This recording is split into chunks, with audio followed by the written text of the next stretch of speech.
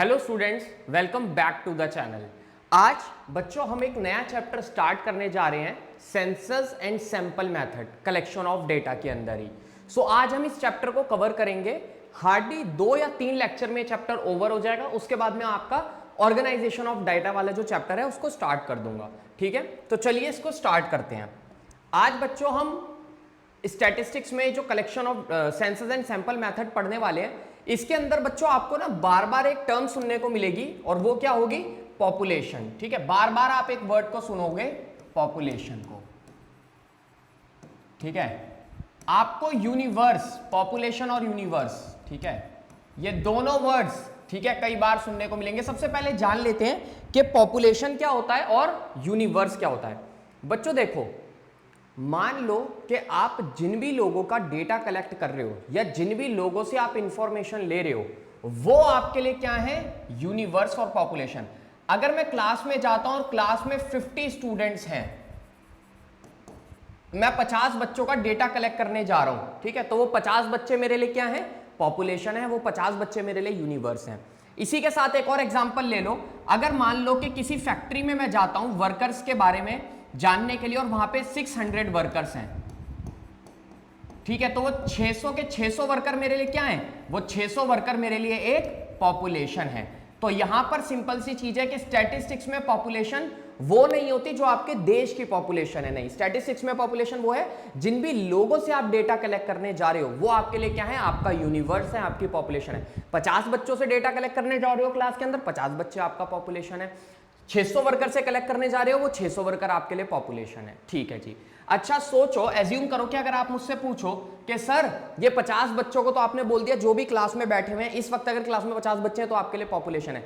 अगर इसमें से एक बच्चों को मैं उठाऊं तो आप उसको क्या नाम दोगे? ठीक है भाई, पॉपुलेशन की ईच यूनिट को, ठीक है, ईच यूनिट, या फिर ये कह लो पॉपुलेशन में हर एक व्यक्ति को आप एक नाम दे देते हो, आइटम।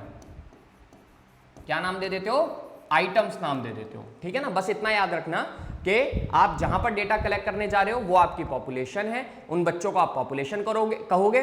और अगर मैं हर एक बच्चे की सिंगल उस पर बात करूं कि इस बच्चों को, एक सिंगल बच्चे को मैं क्या कहूंगा, तो वो मेरे लिए क्या होगा?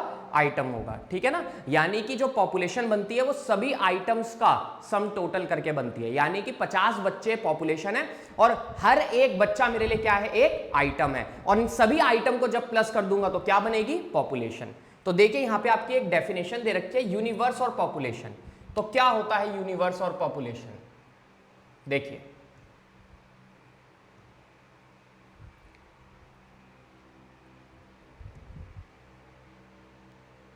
इन स्टैटिस्टिक्स यूनिवर्स और population simply refers to aggregate of item. Aggregate of item यानी सम टोटल। तो स्टैटिस्टिक्स में पॉपुलेशन और यूनिवर्स का मतलब क्या है? Sum total of items to be studied for an investigation. ठीक है, जिस भी आइटम की आप स्टडी कर रहे हो, जिसका भी आप इन्वेस्टिगेशन करने जा रहे हो, ठीक है ना, स्टडीड फॉर एन इन्वेस्टिगेशन, जिनकी भी आप इन्वेस्टिगेशन करोगे वो सभी चीजें आपके लिए क्या है? आपके सामने एक पॉपुलेशन है। डेफिनेशन आप पढ़ लेना, बड़ी इजी सी है। स्टैटिक्स में यूनिवर्स और पॉपुलेशन का सिंपल मतलब होता है एग्रीगेट ऑफ आइटम। ठीक है, एग्रीगेट यानी sum total of item. Population का मतलब जो भी सम टोटल है आइटम्स का, उनका अगर सम टोटल कर दूं, ठीक है, उन सभी आइटम्स को मैं साथ में जोड़ दूं तो मेरी क्या बन जाएगी? एक पॉपुलेशन बन जाएगी, एक यूनिवर्स बन जाएगा।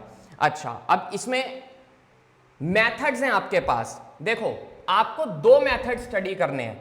अगर आपको स्टैटिस्टिकल इंक्वायरी करनी है तो उसमें 2 मेथड्स होते हैं आपके पास। एक होता है आपका सेंसस मेथड, ठीक है बच्चों, और एक आपका मेथड होता है सैंपल मेथड। तो 2 मेथड्स आपको स्टडी करने हैं, एक सैंपल मेथड और एक सेंसस मेथड।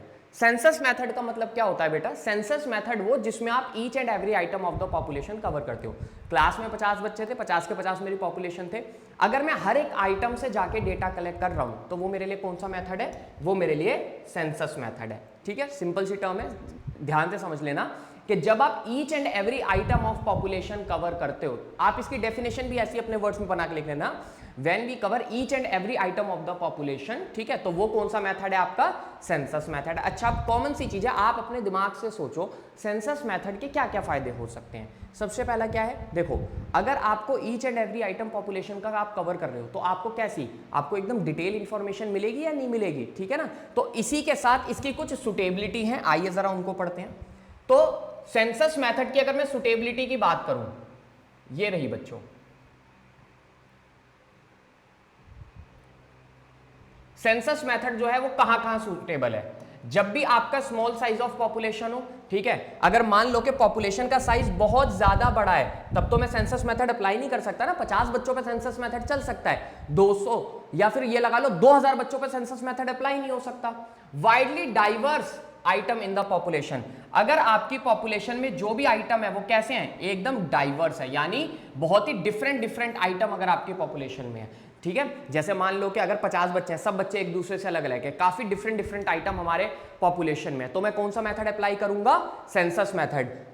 सेंसस मेथड तभी अप्लाई करते हैं जब डिफरेंट आइटम पॉपुलेशन में होते हैं। अगर आपको रिक्वायरमेंट है इंटेंसिव एग्जामिनेशन की, डिफरेंट आइटम, अगर आप ये चाहते हो कि आप बिल्कुल डिटेल में एग्जामिन करो हर एक डिफरेंट आइटम को, आपके पास डिफरेंट आइटम है, अगर आप चाहते हो कि आप बिल्कुल डिटेल एग्जामिनेशन करो, इंटेंसिव का मतलब क्या होता है, एकदम डीप डिटेल इंफॉर्मेशन अगर आप चाहते हो तो सेंसस मेथड। और अगर आपको एकदम हाई डिग्री ऑफ एक्यूरेसी और रिलायबिलिटी, आप ऐसा चाहते हो कि जिस पर आप क्या कर पाओ, ट्रस्ट कर पाओ, ठीक है ना, तो सिंपल हो गया। अगर आपको एकदम हाई डिग्री ऑफ एक्यूरेसी चाहिए, बिल्कुल एकदम एक्यूरेट इंफॉर्मेशन चाहिए और ऐसी इंफॉर्मेशन जिस पर आप ट्रस्ट कर पाओ, तो आपके लिए सेंसस मेथड सबसे सुटेबल है। अब उसी के साथ इसके कुछ मेरिट्स पर आ जाते हैं, इसके क्या क्या मेरिट्स हैं। तो सबसे पहला इसका जो मेरिट है वो क्या है, रिलायबल एंड एक्यूरेट। जो भी आपको सेंसस मेथड से रिजल्ट मिलते हैं, एक तो एकदम वो एक्यूरेट होंगे क्योंकि आपने each and every item of population cover करा है, ठीक है। दूसरी चीज क्या होगी कि आप उस पर भरोसा कर सकते हो, तो रिलायबल एंड एक्यूरेट रिजल्ट्स आपको मिलते हैं सेंसस मेथड से। आप आगे लिखा इसे पढ़ लेना, रिजल्ट जो है सेंसस मेथड पे बेस्ड होते हैं वो एकदम एक्यूरेट और रिलायबल होते हैं, ठीक है। लेस बायस्ड, एक बात बताओ, आप जब each and every item population का कवर कर रहे हो तो आपने कोई बायसनेस तो नहीं करी ना, आप सबके पास गए, आपने कोई आइटम नहीं छोड़ा, तो आप एक बात बताओ, आपका जो रिजल्ट आएगा वो रिजल्ट भी कैसा होगा, वो रिजल्ट भी एकदम फ्री फ्रॉम बायसनेस होगा, उसमें कोई बायसनेस नहीं होगी, किसी प्रकार का कोई भेदभाव आपने आइटम्स के साथ, आपने अपने यूनिवर्स पॉपुलेशन के साथ कोई भेदभाव नहीं करा, डेटा को कलेक्ट करते हुए हर एक आइटम को कवर करा है। तो जब आपने हर एक आइटम को कवर करा है, कोई भेदभाव नहीं किया, तो रिजल्ट भी कैसा आएगा, रिजल्ट में भी कोई बायसनेस नहीं होगी, तो रिजल्ट जो आते हैं सेंसस मेथड से वो एकदम लेस बायस्ड होते हैं। अच्छा, उसी के साथ बात करूं एक्सटेंसिव इंफॉर्मेशन, देखिए आपको जो भी इंफॉर्मेशन मिलती है किससे, सेंसस मेथड से, तो वो कैसी होती है, वो एकदम डिटेल इंफॉर्मेशन होती है, ठीक है। जैसे मान लो कि अगर सरकार पॉपुलेशन की इंफॉर्मेशन, सरकार ये पता लगाती है कि देश में कितनी पॉपुलेशन है, तो सरकार खाली यही नहीं पता लगाती कि देश की पॉपुलेशन कितनी है, सरकार और भी चीजें पता लगा लेती है कि भैया देश में मेल फीमेल कितने हैं, ठीक है, यहां पर बता रखा है, सेक्स कॉम्पोजिशन, उनकी एज, ठीक है, कितने लोग अलग अलग पार्ट्स में कंट्री के रहते हैं, एजुकेशन स्टेटस, ऑक्यूपेशन, ये सब चीजें भी क्या करती है सरकार, सेंसस मेथड से एकदम डिटेल इंफॉर्मेशन को लेती है, ठीक है। अगर आपको कभी भी डिटेल इंफॉर्मेशन चाहिए तो आप सेंसस मेथड का अप्लाई कर सकते हो, एकदम एक्सटेंसिव इंफॉर्मेशन आपको मिलेगी और बहुत ही मीनिंगफुल इंफॉर्मेशन होती है क्योंकि आप इसमें सभी आइटम को यूनिवर्स के एग्जामिन करते हो। अगला स्टडी ऑफ डाइवर्स कैरेक्टरिस्टिक्स, आप क्या करते हो, इसमें डिफरेंट कैरेक्टरिस्टिक्स की स्टडी करते हो। अब मेरी क्लास में सब बच्चे एक दूसरे से बिल्कुल अलग, डिफरेंट स्टूडेंट्स हैं, अगर मैं हर एक आइटम को कवर कर रहा हूं सेंसस मेथड में तो मैं क्या कर रहा हूं, डिफरेंट कैरेक्टरिस्टिक्स की, डाइवर्स का मतलब क्या होता है बच्चे मेरे, डिफरेंट, ठीक है, मैं डिफरेंट कैरेक्टरिस्टिक्स को क्या कर रहा हूं, आसानी से स्टडी कर रहा हूं। तो सेंसस मेथड का इस्तेमाल करके आप डिफरेंट कैरेक्टरिस्टिक्स को स्टडी कर सकते हो यूनिवर्स के। अच्छा, स्टडी ऑफ कॉम्प्लेक्स इन्वेस्टिगेशन, अच्छा एक बात बताओ आप, कॉमन सी चीज है, सेंसस मेथड में अप्लाई कर रहा हूं और यहां पर जितना भी मेरे पास पॉपुलेशन है इनका नेचर बहुत कॉम्प्लेक्स है, बहुत ही कॉम्प्लेक्स नेचर का मेरे पास आइटम्स है। अब जब मैं सेंसस मेथड अप्लाई कर रहा हूं, मेरे पास बहुत ही कॉम्प्लेक्स नेचर के आइटम है और मुझे ईच एंड एवरी आइटम को भी कवर करना है, तो ये कितना मुश्किल हो जाता है। तो सेंसस मेथड के अंदर मैं मुश्किल से मुश्किल, ठीक है, मुश्किल से मुश्किल भी इन्वेस्टिगेशन कर पाता हूं, ठीक है ना।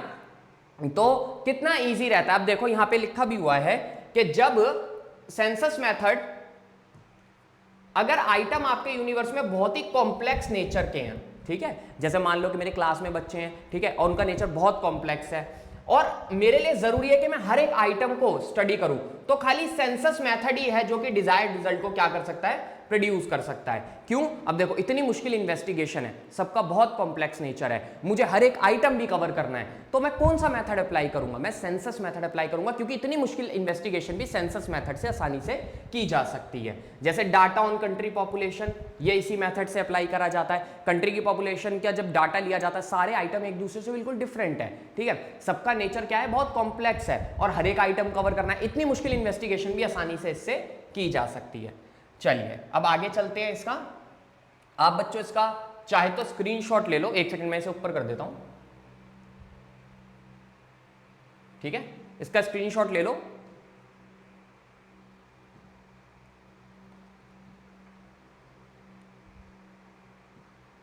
चलें आगे, ठीक है जी। अच्छा अब एक बात बताओ बच्चों, इसके डीमेरिट क्या हो सकते हैं? आप खुद से भी इसके डीमेरिट जान सकते हो। पहली चीज तो भाई देखो, ये बहुत ही ज्यादा क्या रहेगा आपके लिए, कॉस्टली रहेगा, महंगा रहेगा। देखो सेंसस मेथड में बहुत कॉस्टली लग जाता है, हर एक आइटम पॉपुलेशन का कवर करना, हर एक आइटम के पास जाना बहुत ज्यादा भाई कॉस्टली है, टाइम तो इसमें लगता ही लगता है, ठीक है। और गवर्नमेंट और बिग इंस्टीट्यूशन ही इसको क्या कर सकते हैं, अप्लाई कर सकते हैं इस मेथड को। अच्छा लार्ज मैन पावर, इसमें कितने ज्यादा लोगों की जरूरत है आपको? जाहिर सी बात है कि इसमें अगर आप एन्यूमरेटर भी अपॉइंट कर रहे हो, सेंसस मेथड में आपने पढ़ा हुआ है, कलेक्शन ऑफ डेटा में आपने एन्यूमरेटर के बारे में पढ़ा था कि एन्यूमरेटर्स भी क्या होते हैं भैया, बहुत ज्यादा हमें अपॉइंट करने पड़ते हैं। तो लार्ज मैन पावर, एक एक व्यक्ति के पास जाके डेटा लेकर के आना, उसके लिए आपको क्या चाहिए, लार्ज मैन पावर चाहिए। आपको ज्यादा एन्यूमरेटर्स की जरूरत पड़ सकती है और ट्रेनिंग करनी पड़ सकती है ज्यादा से ज्यादा एन्यूमरेटर की, और ये बहुत ही डिफिकल्ट प्रोसेस हो जाता है, ठीक है। आगे चलते हैं। तो उसी के साथ किसके लिए ये सुटेबल नहीं रहता भैया? ये सुटेबल नहीं है जिसमें लार्ज नंबर ऑफ आइटम हो। देखो लार्ज नंबर ऑफ आइटम का मतलब क्या हो गया कि हमारे जैसा अगर प्राइवेट इंस्टीट्यूशन कोई इसे करने बैठा है जो ज्यादा मतलब बहुत बड़ा इंस्टीट्यूशन नहीं है, जिसमें बहुत ज्यादा पैसा नहीं है, तो उसके लिए ये क्या नहीं रहेगा, सुटेबल नहीं रहेगा। क्यों? क्योंकि भैया इसमें इन्वेस्टिगेशन करने में टाइम भी लगेगा और पॉसिबल भी नहीं है कि वो इतनी ज्यादा कॉस्ट को पे कर पाए, ठीक है। Then it may not be possible to cover each and every item. अगर आपकी पॉपुलेशन में बहुत ज्यादा नंबर ऑफ आइटम है तो आपके लिए पॉसिबल ही नहीं है कि आप इस मेथड को अप्लाई कर पाओ, तो ये सुटेबल नहीं रहेगा आपके लिए। लेकिन गवर्नमेंट और बिग इंस्टीट्यूशंस कर लेते हैं क्योंकि भाई उनके पास उतना पैसा है, वो इसको अफोर्ड कर सकते हैं, ठीक है। आगे चलते हैं बच्चों। अब आ जाते हैं हम लोग अपने सैंपल मेथड पे। देखो सैंपल मेथड को आप सिंपल सा याद रखना, राइस के एग्जाम्पल से और ब्लड के एग्जाम्पल से। सैंपल का मतलब क्या होता है? देखो जब आपको पास बहुत ही ज्यादा बड़ा एरिया स्टडी करने के लिए हो तो आप क्या करते हो, आप एक थोड़ा सा सैंपल लेते हो और उसी सैंपल के बेस पे आप अपना कंक्लूजन निकाल लेते हो कि हाँ जी ऐसा होगा। जैसे मान लो कि राइस का एग्जाम्पल ले लो, अगर आपकी मम्मी घर में कभी राइस बना रही हैं, ठीक है, तो उनको ये पता करना है कि सारे राइस पके हैं या नहीं पके, तो वो क्या करेंगी, थोड़े से राइस लेंगी, उनको हाथ में रख के बता देंगी कि ये पके हैं या नहीं पके। उसी तरह ब्लड का एग्जाम्पल ले लो, डॉक्टर आपकी बॉडी में पूरा ब्लड नहीं चेक करता, ब्लड तो क्या करता है, वो थोड़ा सा ब्लड का सैंपल लेता है और उसी ब्लड के सैंपल पे बता देता है कि आपकी पूरे बॉडी के ब्लड में क्या है, ठीक है ना। तो सैंपल मेथड में क्या होता है, जिसमें आप जो डेटा कलेक्ट करते हो, ठीक है, about the on a group of item taken from the population, ठीक है, तो आप क्या करते हो, पॉपुलेशन में से थोड़ा से ग्रुप ऑफ आइटम्स को ले लेते हो और उन्हीं के बेस पे अपनी स्टडी स्टार्ट कर देते हो, उन्हीं के बेस पे अपने कंक्लूजन को दे देते हो, एग्जामिनेशन करते हो और कंक्लूजन उन्हीं के बेसिस पर आप दे देते हो। तो ये सैंपल मेथड होता है। अच्छा सैंपल मेथड पे अगर मैं बात करूं ये कहां पर सुटेबल है, सैंपल मेथड आपके लिए तभी सुटेबल रहता है जब आपका साइज ऑफ पॉपुलेशन बहुत ज्यादा लार्ज हो, आप हर एक आइटम को कवर नहीं कर सकते, तो आप सैंपल मेथड अप्लाई करो। और कहां सुटेबल रहेगा, अगर आपको बहुत हाई डिग्री ऑफ एक्यूरेसी की जरूरत नहीं है तो भी आप सैंपल मेथड का अप्लाई कर सकते हो कि आपको हाई डिग्री ऑफ एक्यूरेसी नहीं चाहिए, ठीक है।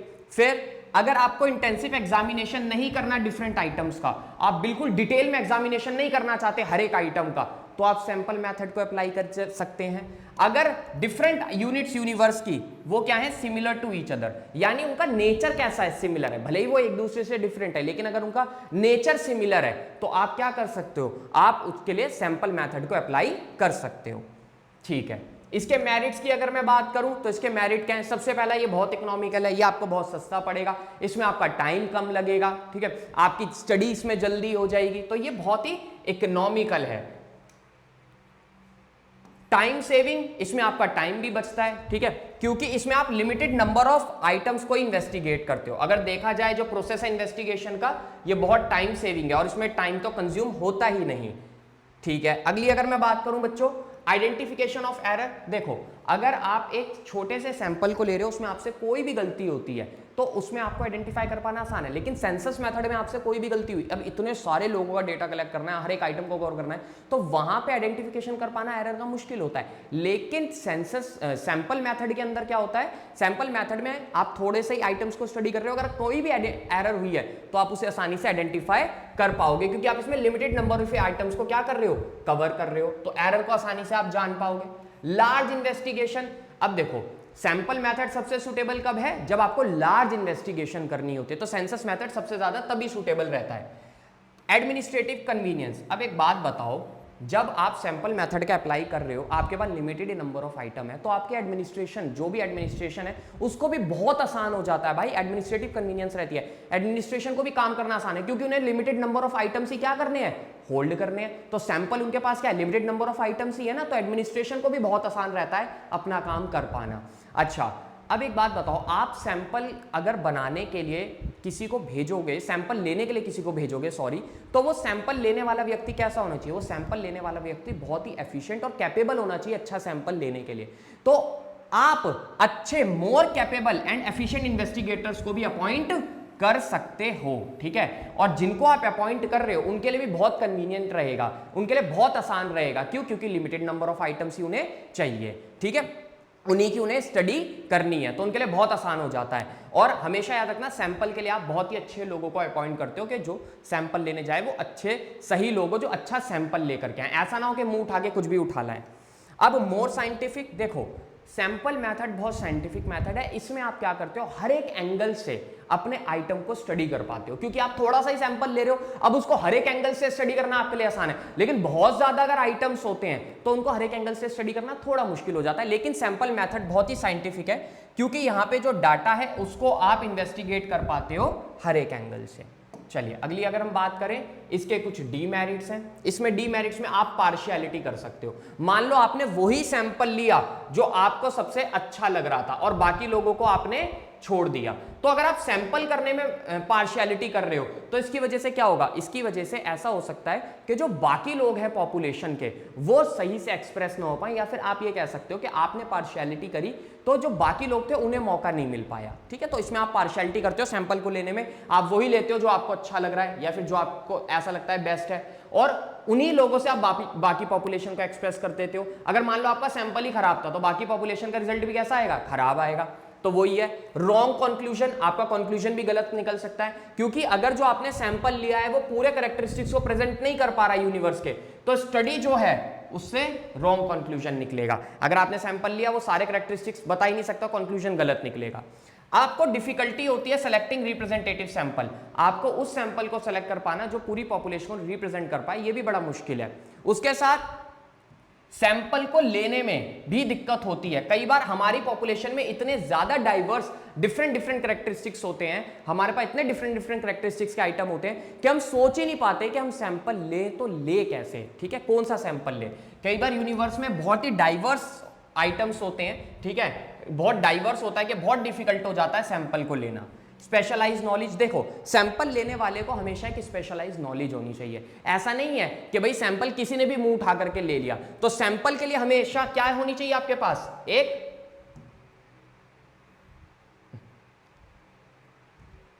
तो सैंपल्स के लिए, हाँ ठीक है, तो स्पेशलाइज नॉलेज होनी चाहिए।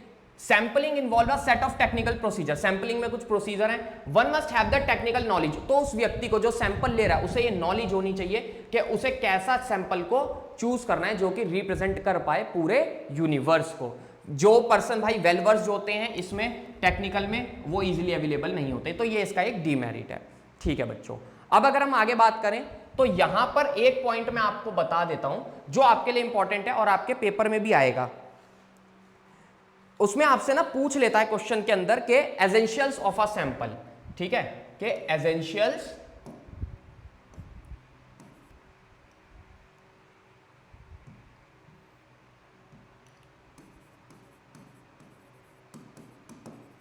एसेंशियल्स ऑफ अ सैंपल, आप जो भी सैंपल ले रहे हो सबसे पहले उसमें क्या क्या चीजें होनी चाहिए। पहला तो वो रिप्रेजेंटेटिव होना चाहिए, भैया ऐसा सैंपल लो कि वो आसानी से पूरी पॉपुलेशन को क्या कर पाए, रिप्रेजेंट कर पाए, ठीक है। दूसरा एडुकेट, ठीक है, एडुकेसी होनी चाहिए।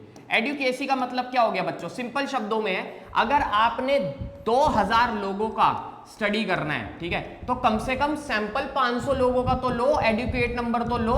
ऐसा तो मत करो कि आपने 10 ही लोगों का सैंपल लिया है। एडुकेट नंबर में आप सैंपल लो, ना ज्यादा ना बहुत कम, एडुकेट नंबर में आपके पास क्या होना चाहिए, सैंपल होना चाहिए। और दूसरा अगर देखा जाए वो कैसा होना चाहिए भैया, रिप्रेजेंटेटिव होना चाहिए, वो आसानी से पूरी पॉपुलेशन को रिप्रेजेंट कर पाए। अच्छा, होमोजेनिटी होनी चाहिए, ठीक है। होमोजेनिटी क्या कहती है कि भैया आप जो भी सैंपल ले रहे हो, अगर आप ग्रुप ऑफ सैंपल्स ले रहे हो, ग्रुप ऑफ सैंपल्स, ठीक है, आपने पॉपुलेशन में से ग्रुप बनाए सैंपल्स के, तो वो सारे ग्रुप ऑफ सैंपल्स क्या होने चाहिए, सिमिलर होने चाहिए, मतलब वो सभी सेम होने चाहिए, ठीक है ना, एक दूसरे से। ऐसा ना हो कि वो ग्रुप ऑफ सैंपल्स एक दूसरे से डिफरेंट डिफरेंट हो। और अगर मैं लास्ट की बात करूं तो वो होना चाहिए क्या, इंडिपेंडेंट, ठीक है, कि आप जो भी सैंपल ले रहे हो वो कैसे होने चाहिए, इंडिपेंडेंट होने चाहिए, वो किसी पर डिपेंड ना करें, ठीक है ना। अगर आपने सैंपल लिया तो उसकी अपनी एक खुद की आइडेंटिटी होनी चाहिए, वो दूसरे पे डिपेंड करता हुआ नहीं होना चाहिए। अगर उसकी खुद की आइडेंटिटी नहीं है, ठीक है, वो दूसरे पे डिपेंड कर रहा है, तो वो सैंपल फिर आपको क्या ही कंक्लूजन निकाल करके देगा। तो ये आपके एसेंशियल्स ऑफ अ सैंपल्स होते हैं। बहुत ही इजी सा टॉपिक है बच्चे, इसको समझकर आप अपने दिमाग में बिठाओ, ठीक है, और इसको अपनी लैंग्वेज में बना के लिख देना। 4 हैं, रिप्रेजेंटेटिव होना चाहिए, एडुकेट नंबर में लो, होमोजेनिटी होनी चाहिए, अगर आप कभी भी ग्रुप ऑफ सैंपल्स को ले रहे हो, ठीक है, तो वो होमोजीनियस होने चाहिए, मतलब सिमिलर होने चाहिए, एक दूसरे से डिफरेंट नहीं होने चाहिए। इंडिपेंडेंट, भैया वो क्या होने चाहिए, इंडिपेंडेंट, किसी पे डिपेंड करते हुए नहीं होने चाहिए। होप सो आपको चैप्टर बहुत अच्छे से समझ में आया होगा, लेक्चर नंबर 1। अब हम इसका लेक्चर नंबर 2 लेंगे, उसके अंदर हम आगे चैप्टर के बात करेंगे मैथड्स की कुछ, और चैनल्स को आपको सब्सक्राइब करना है, वीडियो को लाइक करना है और अपने फ्रेंड के साथ ज़्यादा से ज़्यादा शेयर करना है। मिलते हैं आपसे नेक्स्ट वीडियो में बच्चों, तब तक अच्छे से पढ़ाई करते रहो। बाय बाय बच्चों।